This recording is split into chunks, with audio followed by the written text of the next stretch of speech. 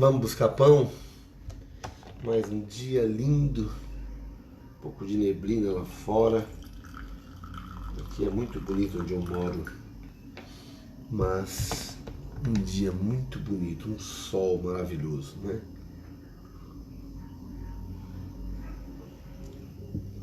Eu trabalhei durante um tempo com idosos, vocês sabem disso, e devo retornar a esse trabalho assim que puder.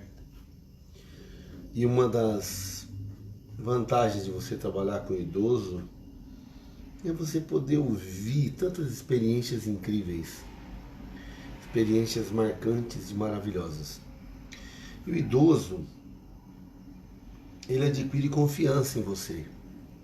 Quando ele adquire confiança, ele começa a contar suas histórias. Mas só que ele conta a mesma história várias vezes. Várias vezes. Então você tem que ouvir, depois ele vai contar de novo a mesma história, de novo, como se ele nunca tivesse te contado. E eu tentei fazer uma música há muito tempo atrás, chamada Troca o Meu Fardo. Eu vivi um tempo muito oprimido, e nós vamos nos oprimindo por conta das culpas. Existem pessoas, e por que não dizer algumas denominações, que elas insistem em te apontar que você é o pior de todos os pecadores, e eu acho que sou mesmo, mas não precisa falar toda hora isso. Não precisa ser este o foco daquela fala, daquela denominação, né? Você é errado, você é pecador, como que se isso fosse a única coisa que a gente como que se fosse isso a única coisa que eu sou. E não é.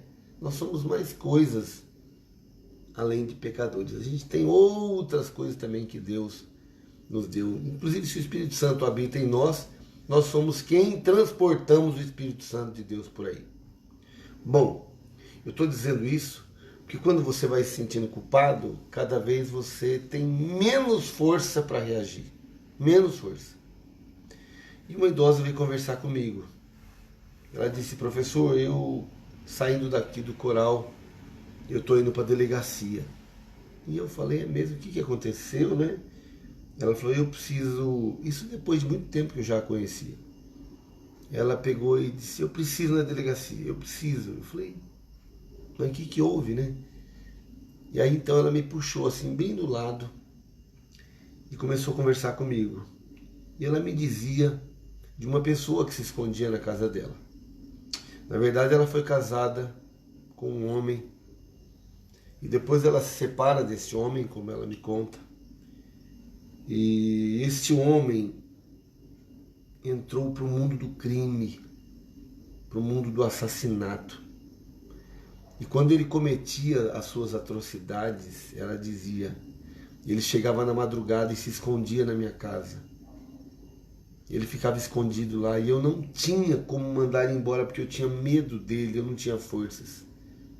Mas eu preciso ir na delegacia conversar com o delegado para dizer para ele que de alguma maneira eu também ajudei ele. Olha que coisa, ela estava com a sua culpa estabelecida. Culpa de uma coisa que ela não fazia. Porque se ela não fizesse, ela também poderia ser vitimada. Depois esse homem acabou morrendo. E eu disse para ela: muito bem, a senhora que dava, a senhora que motivava, que orientava, que incentivava ele a fazer essas coisas? Ela disse: não, professor, eu nunca fiz nada disso.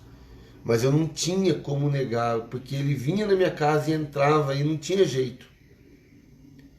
E às vezes ele vinha com mais pessoas. Então eu pude conversar com ela ali, conversando no seguinte foco, de que todas as nossas culpas Jesus já havia levado no Calvário. E que existem algumas coisas que a gente não provoca, não é a gente que faz. Alguém nos mete numa questão, numa situação, como foi a situação dela. E eu comecei a conversar com ela, e daqui um pouco ela me disse: professor, o senhor tirou um peso das minhas costas. O senhor me trouxe alívio para minha alma. Ela me disse desse jeito. E eu fiquei muito contente porque eu a dissuadi de que não fosse, de que isso não iria resolver. Ela somente iria agora ter que enfrentar uma nova culpa de uma coisa que ela não tinha feito. Bom, eu queria hoje deixar essa reflexão com vocês. Até que ponto a gente vai motivar culpa nas pessoas?